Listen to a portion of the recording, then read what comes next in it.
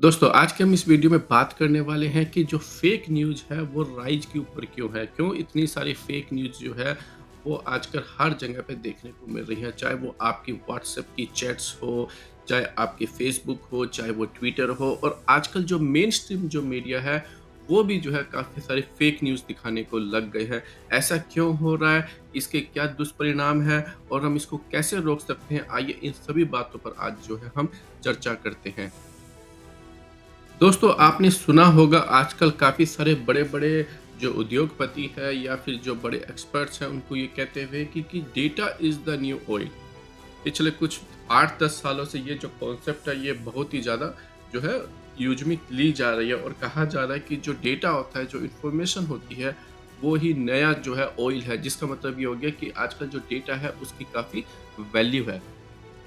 अब आप कहेंगे कि फेक न्यूज़ की क्या वैल्यू होगी? देखिए, कोई भी चाहे वो डेटा हो, चाहे वो स्किल हो, चाहे वो कोई प्रोडक्ट हो, चाहे कोई भी चीज़ हो, हर चीज़ की अपनी कोई ना कोई वैल्यू होती है। चाहे वो वैल्यू ज़ीरो ही क्यों ना हो, लेकिन उसकी वैल्यू जो है वो ज़रूर होती है।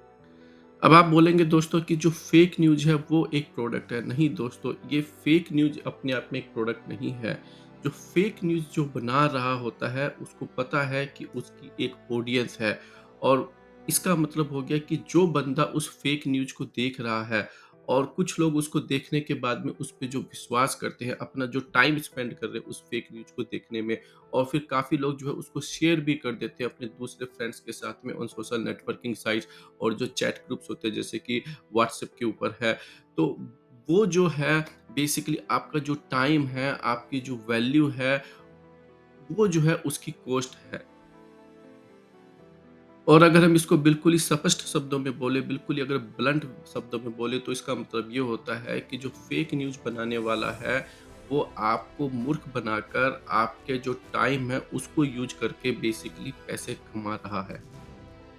अब सबसे बड़ा क्वेश्चन ये आता है कि ये जो फेक न्यूज़ है, ये क्यों स्प्रेड की जाती है और आपको कैसे पता चलेगा कि ये न्यूज़ फेक न्यूज़ है या नहीं है? आइए इस पॉइंट के ऊपर भी थोड़ा-सा डिस्कशन कर लेते हैं। बट पहले ये समझना होगा कि फेक न्यूज़ से कितना बड़ा रिस्क है और एक अच्छी इन्फॉर्मेशन जो है वो होना क्यों ज़रूरी है। देखिए, अदानी से लेके अंबानी तक और छोटे पॉलिटिशियन से लेके बड़े पॉलिटिशियंस के बीच में और छोटे इन्वेस्टर से बड़े इन्वेस्टर के बीच में जो फ़र्क होता है, जो सक्सेसफुल लोगों के बीच में और जो कॉमन जो लोग होते हैं, जो एवरेज जो लोग होते हैं, उनके बीच में जो सबसे बड़ा डिफ़रेंस होता है, वो होता है इन्फॉर्मेशन का। एक अच्छी इन्फॉर्मेशन जो है आपको अच्छे डिसीज़न लेने के लिए आप अच्छे डिसीजंस बनाते हो। तो एग्ज़ाम्पल के लिए आप जो है मान लीजिए शेयर मार्केट में आप इन्वेस्ट करते हैं, आपके जैसे हज़ारों लोग इन्वेस्ट करते हैं, लेकिन कुछ ही लोग काफ़ी ज़्यादा उसमें सक्सीड हो पाते हैं क्योंकि वो जो कुछ लोग होते हैं, उनको ये पता होता है कि कौन-सा स्टॉक जो है सबसे बढ़िया करेगा। उस कंपनी की जो स्टॉक रिपोर्ट होती है, उस कंपनी की जो इन एंड आउट होते हैं, उसको जो एनालाइज़ करने का जो जो इन्फॉर्मेशन होती है, उनको जहाँ से भी मिलती है, वो इन्फॉर्मेशन बहुत ही बढ़िया होती है, बहुत ही एक्यूरेट होती है, तो वो उसमें इन्वेस्ट करते हैं और पैसा कमाते हैं। और जो लोगों के पास फिर चारों तरफ जब फेक न्यूज़ होती है या सोर्स ऑफ इन्फॉर्मेशन अगर अच्छा नहीं होता है, तो वो गलत स्टॉक्स में पैसा लगा देते हैं और अपने पैसे को गँवा देते हैं। तो इस तरीके से आप समझिए कि फेक जो इन्फॉर्मेशन होती है, उसकी कितनी अच्छी, कितनी ज़्यादा वैल्यू होती है।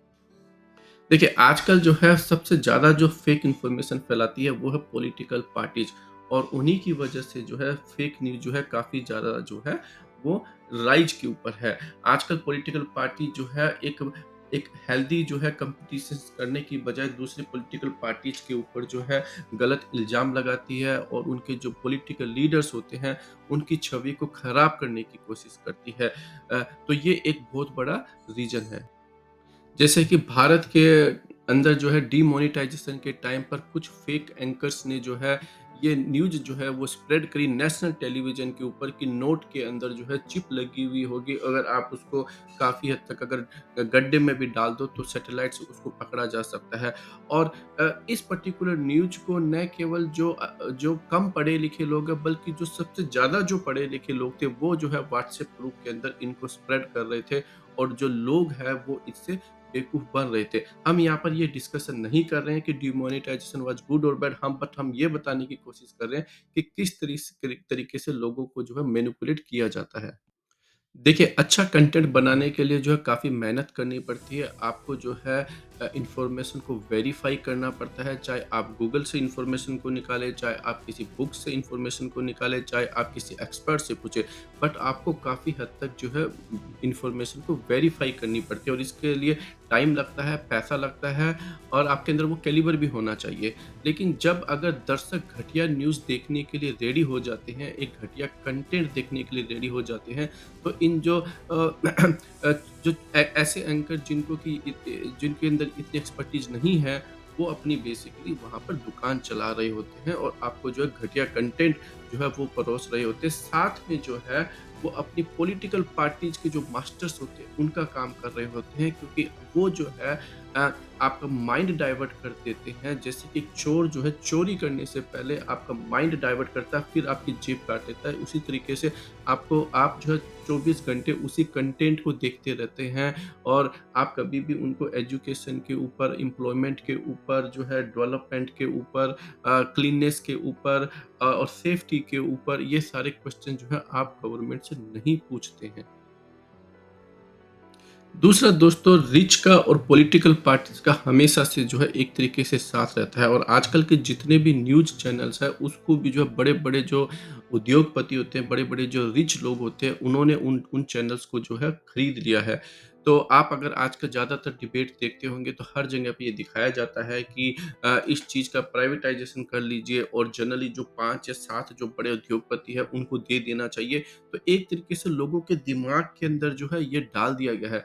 बट अगर आप कि दूसरी वेस्टर्न कंट्रीज़ को देखोगे तो वहाँ पर जो अ, बड़ी कंपनियाँ बनती हैं, नए जो जो फ्रेशर्स होते हैं, जो स्टार्टअप होते हैं, वो एक्चुअली नई टेक्नोलॉजी लेके आते हैं और ज़्यादा सक्सेसफुल होते हैं। वहाँ पर ये नहीं दिखाया जाता है कि आप उन 5 या 4 सिर्फ़ उद्योगपतियों के ऊपर ही फ़ोकस करो। अब ये फेक न्यूज़ जो है ईज़िली स्प्रेड क्यों हो जाती है? देखिए, ये एक बहुत बड़ा फैक्ट होता है कि जनरली जो पब्लिक होती है, वो इन्फॉर्मेशन को एनालाइज़ नहीं करती है और ख़ास करके तब वो एनालाइज़ नहीं करती है, जब वो किसी के फ़ैन बन जाते हैं। देखिए, आप किसी के भी काम की तारीफ़ ज़रूर कीजिए, चाहे वो आपका विरोधी भी है, लेकिन अगर वो अच्छा काम करता है, तो उसके काम की तारीफ़ ज़रूर कीजिए।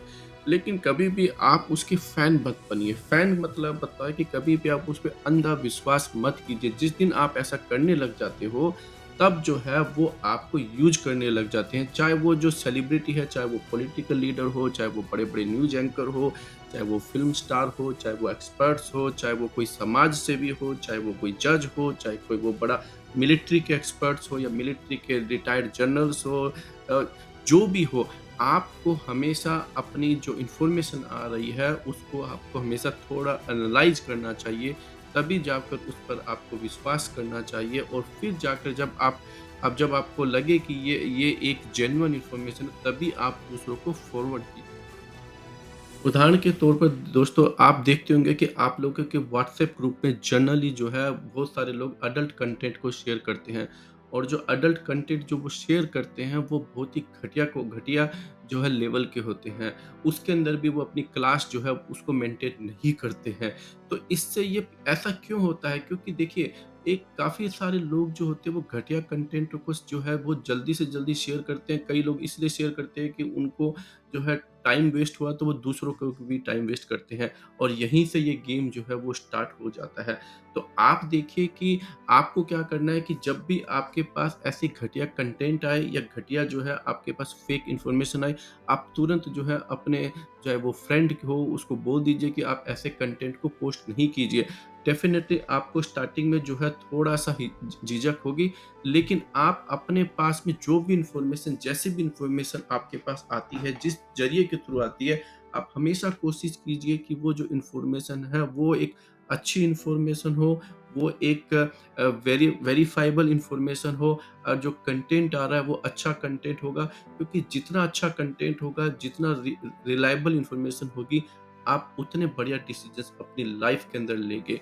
जैसे कि हमारे एक पुरानी कहावत है कि अगर आप कोयले के साथ में बगल में बैठोगे तो आपको कालश लगनी ही वाली है। तो उसी तरीके से जब आपके पास बहुत सारी अगर दिन में इधर-उधर के घटिया कंटेंट आते रहेंगे, घटिया जो है आपके पास अनवेरिफाइड फेक न्यूज़ आती रहेंगी तो आपकी जो डिसीजन मेकिंग है, आपकी जो थिंकिंग है, वो भी इम्पैक्ट हो जाती है और कहीं न कहीं आपके करियर के ऊपर भी वो जो है क्वेश्चन जो है आपके करियर के ऊपर भी बेसिकली उसका इम्पैक्ट पड़ता है।